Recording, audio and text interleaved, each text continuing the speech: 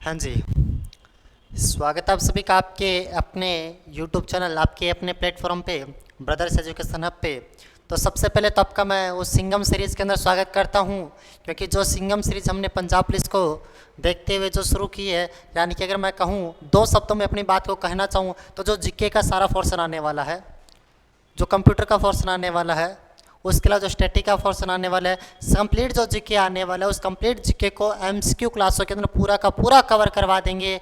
यह पूरा आपको जो सिंघम सीरीज चली है, जो पंजाब पुलिस के लिए शुरू की है, पूरा का पूरा तीनों लैंग्वेज में, हिंदी में भी है, इंग्लिश में भी है और पंजाबी के अंदर बहुत अच्छा सा कवर करवा दिया जाएगा। आज मैं उसी प्रश्न को कुछ रिपीट करूँगा, कुछ पीछे जो भी क्लासेस चल गई उनका मैं रिवाइज कराने की कोशिश करूँगा और एक टॉपिक अपना बहुत अच्छे से कवर करने की कोशिश करूँगा। तो चलते हैं। जो भी चैनल के ऊपर नया जुड़ा है, चैनल को सबसे पहले सब्सक्राइब कर देना। उसके बाद में क्या करना, अगर वीडियो अच्छी लगे तो वीडियो को लाइक तुरंत कर देना, और अगर फिर भी अच्छी लगती है तो लास्ट में जाते समय एक अच्छा सा प्यारा सा कमेंट जरूर करके जाना, क्योंकि हमें भी कॉन्फिडेंस मिलता रहे।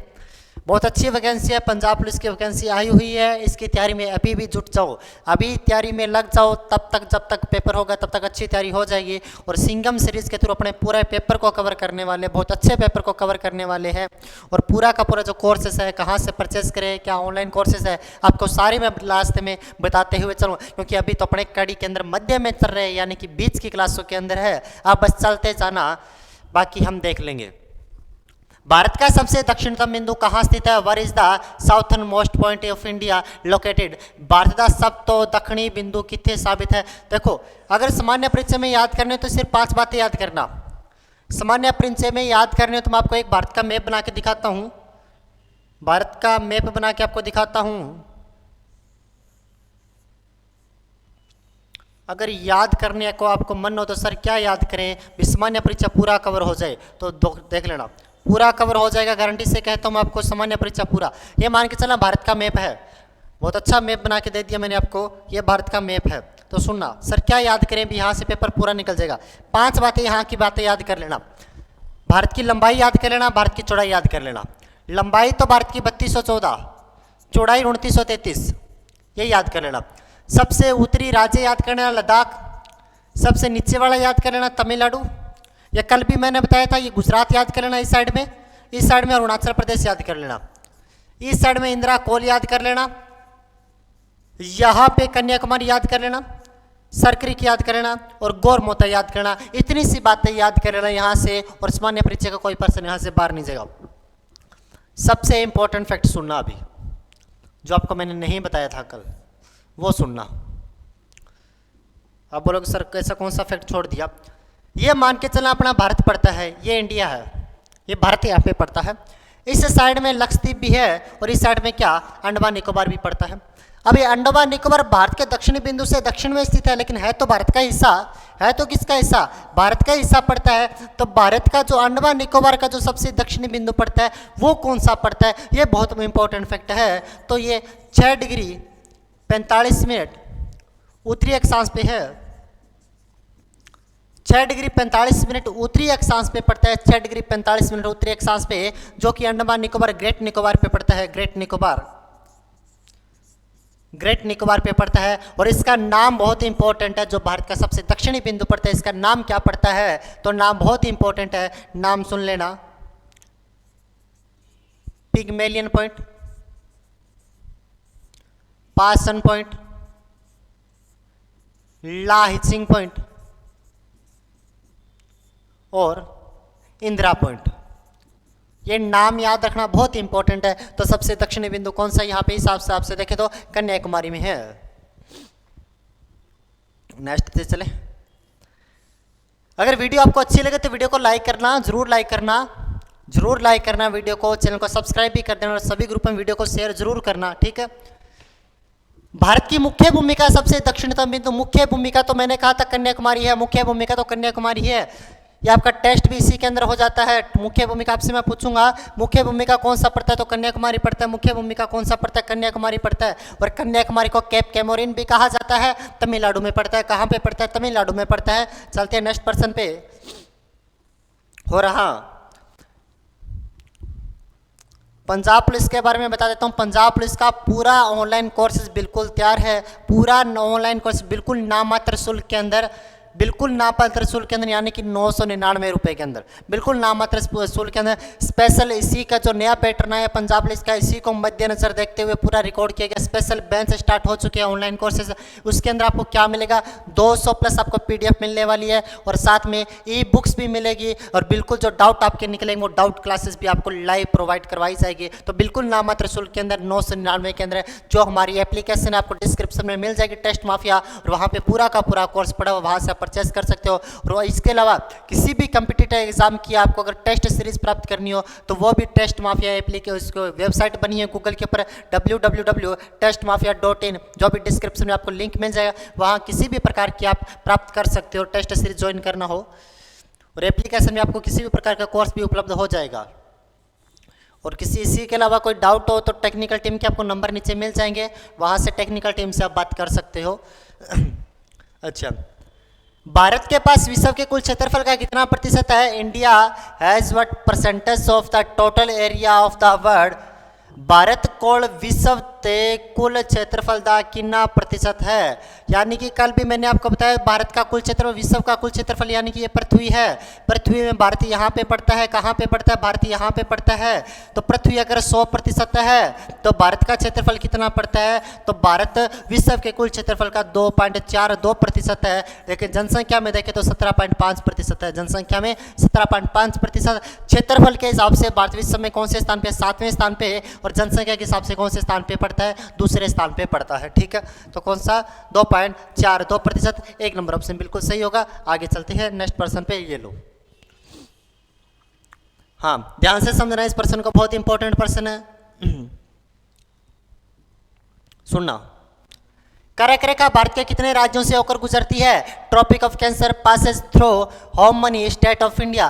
कैंसर द ट्रॉपिक भारत के कितने राज्य विचो लगता है? यानी कि कर्क रेखा भारत के कितने राज्यों से होकर गुजरती है? ध्यान से सुनना। ये मान के चलना भारत पड़ता है, ये भारत पड़ता है। भारत के मध्य से एक रेखा गुजरती है, भारत के मध्य से एक रेखा गुजरती है। रेखा को तो क्या कहा जाता है? कर्क रेखा कहा जाता, कर्क रेखा कहा जाता है। कर्क रेखा का मान 23.5 डिग्री होता है। यह भारत के 8 राज्यों से होकर गुजरती है। कितने राज्यों से होकर गुजरती है? 8 राज्यों से होकर गुजरती है। 1 नंबर ऑप्शन बिल्कुल सही होगा, डी नंबर ऑप्शन बिल्कुल सही होगा। आगे चलते हैं।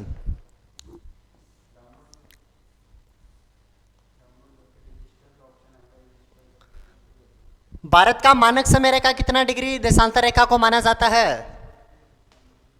India standard time line is constituted to be how many degrees of longitude? Bharat की म्यारी समा रेखा लगभग कितनी डिग्री मनी जाती है? भारत की जो मानक समय रेखा है वो कितना डिग्री है? यानी कि सिंपल सा कहूँ तो सुनना, ये भारत हुआ,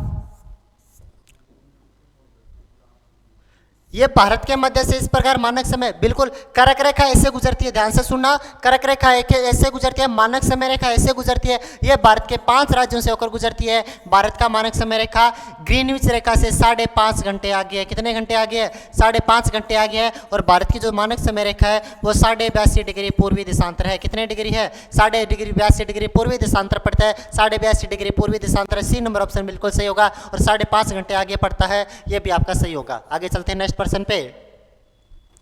सुनना, भारतीय मानक समय रेखा कितने राज्यों से होकर गुजरती है? तो मैंने कहा 5 राज्यों से। सुन लेना 5 राज्य कौन से है।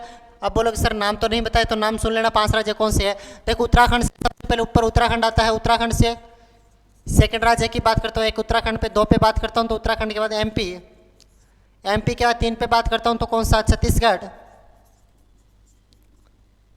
उसके बाद में उड़ीसा, और लास्ट बात करता हूं तो 4-5 पे आंध्र प्रदेश। अब बोलोगे सर कर्क रेखा वाले बता दो, तो कर्क रेखा के 8 राज्य सुन लेना। कर्क रेखा के 8 राज्य कौन से? क्रम से सुन लेना। सबसे पहले गुजरात, इस साइड में गुजरात आता है। फिर राजस्थान, राजस्थान के साथ में एमपी, एमपी के साथ में कौन सा? झारखंड, झारखंड के बाद में पश्चिम बंगाल, और झारखंड के बाद में छत्तीसगढ़, छत्तीसगढ़ के बाद में पश्चिम बंगाल, पश्चिम बंगाल के बाद त्रिपुरा, और त्रिपुरा के बाद में मिजोरम आता है। ये 8 राज्य इसके पड़ते हैं। तो इसके कितने हो जाएंगे? 5 राज्य। मानक समय रेखा पे कितने राज्य हैं? 5 राज्य हैं। नेक्स्ट पर्सन पे। बहुत इंपॉर्टेंट प्रश्न है, ध्यान से सुनना, बहुत इंपॉर्टेंट प्रश्न है। भारत के मुख्य भूमि की तटीय लंबाई कितनी है? भारत की मुख्य भूमि की तटीय लंबाई कितनी है? जो मेन बाउंड्री पड़ती है भारत की, सुनना ध्यान से, ये भारत का दक्षिणी हिस्सा, इस साइड में तो क्या लगता है? अरब सागर लगता है, इस साइड में तो अरब सागर लगता है, इस सागर में तो कौन सा सागर लगता है? अरब सागर लगता है। इस साइड में तो कौन सी खाड़ी है? बंगाल की खाड़ी है। कौन सी खाड़ी है? बंगाल की खाड़ी। इस साइड में कौन सी खाड़ी लगती है? बंगाल की खाड़ी लगती है। सिंपल सी बात। तो सुनना, भारत की जो समय रेखा, वो जो तटीय रेखा लगती है, वो कितने राज्यों से, यानी कि जल को टच करने वाले कितने राज्य है भारत के? तो टोटल 9 राज्य भारत के तटीय रेखा को टच करते हैं, यानी कि जल के साथ में लगते हैं। और टोटल यहाँ की जो लंबाई पड़ती है, तटीय सीमा रेखा की जो लंबाई पड़ती है, ये जो मुख्य भूमि की तटीय सीमा 6100 किलोमीटर है। मुख्य भूमि की जो तटीय सीमा रेखा कितनी है? 6100 किलोमीटर पड़ती है। 6100, बी नंबर ऑप्शन बिल्कुल अपना सही होगा। चलते हैं नेक्स्ट प्रश्न पे।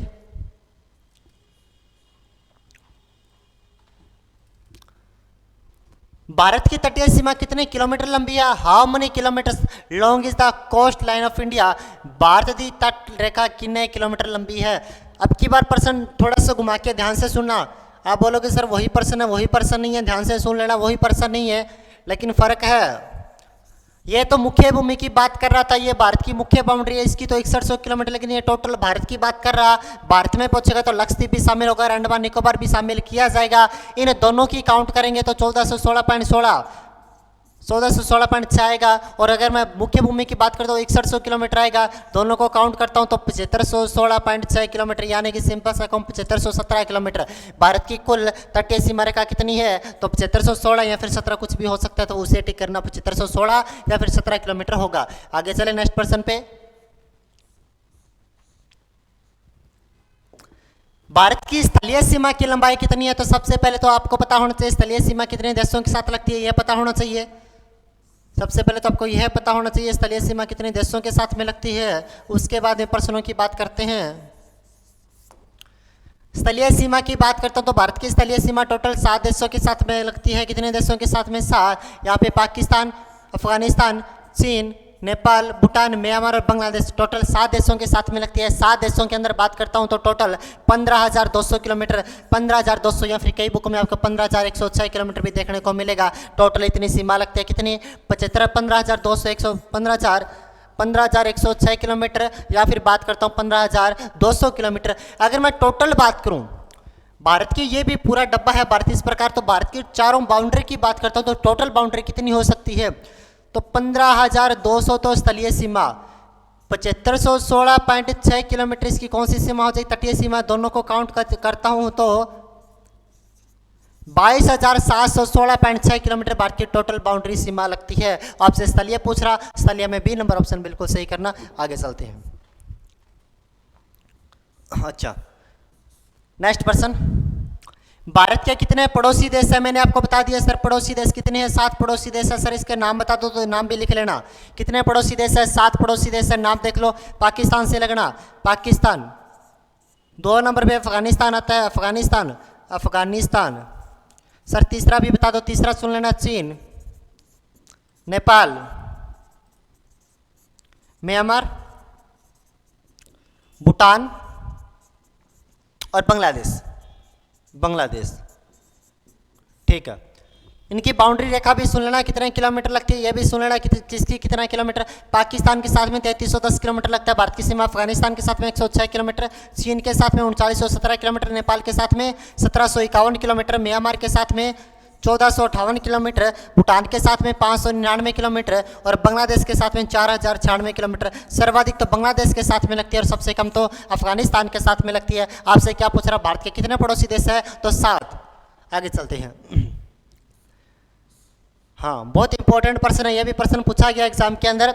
नई दिल्ली भारत की राजधानी कब बना? नई दिल्ली भारत की राजधानी कब बनी थी? तो नई दिल्ली भारतीय राजधानी कदों बनी थी? 1925, 1911, 1956 या फिर 1920? नई दिल्ली भारत की राजधानी कब बनती है? 1911 के अंदर बनी। प्रश्न यह पूछा जाएगा, नई दिल्ली से पहले भारत की राजधानी कौन सी थी? नई दिल्ली की पहले भारत की राजधानी कोलकाता थी। नई दिल्ली से पहले कौन सी राजधानी थी? कोलकाता थी। और नई दिल्ली को कब बनाया गया था? 1911 के अंदर बनाया गया। बी नंबर ऑप्शन बिल्कुल सही होगा। आगे चलते नेक्स्ट पर्सन पे। किस वर्ष भारतीय गणतंत्र राज्य बना? भारत किस साल गणराज्य बनिया सीगा? किस साल गणतंत्र राज्य बना? यानी कि संपूर्ण संविधान इसका लागू हो चुका था, संपूर्ण संविधान बन चुका था। तो भारत का संपूर्ण संविधान जब तैयार हुआ था वो तारीख थी 26 नवंबर 1949। 26 नवंबर 1949 को भारत का संविधान पूर्णतः तैयार हो चुका था। इसी दिन संविधान को स्वीकार भी कर लिया गया था, लेकिन संविधान को लागू कब किया गया? 26 जनवरी 1950, यानी कि इसी दिन को गणतंत्र के रूप में मनाते हुए संविधान लागू होता है, गणतंत्र दिवस मनाया जाता है। तो कब लागू हुआ था? 1950 के अंदर लागू होता है। और इसी साल भारत क्या बना था? गणराज्य बना था, यानी कि खुद का इसका संविधान बन चुका था, गणराज्य घोषित कर दिया गया था। और पॉलिटिकल की भाषा में देश को राज्य कहा जाता है, पॉलिटिकल में देश को राज्य कहा जाता है। गणराज्य कब बना? 1950 के अंदर। बी नंबर ऑप्शन बिल्कुल सही होगा। आगे चलते नेक्स्ट पर्सन पे। हाँ सुनना, 2011 जनगणना के अनुसार सर्वाधिक जनसंख्या वाला राज्य कौन सा है? 2011 की जनगणना अनुसार सब तो वध आबादी वाला राज्य केड़ा है? तो चार ऑप्शन आपके सामने है, मध्य प्रदेश, बिहार, केरल व उत्तर प्रदेश। सर्वाधिक जनसंख्या आबादी वाला जिला कौन, राज्य कौन सा पड़ता है? उत्तर प्रदेश। उत्तर प्रदेश में सर्वाधिक आबादी है। 2011 की जनगणना के अनुसार बात करता हूं तो 2011 की जनगणना के अनुसार उत्तर प्रदेश में 19 करोड़ जनसंख्या पाई जाती है, 19 करोड़ जनसंख्या पाई जाती है।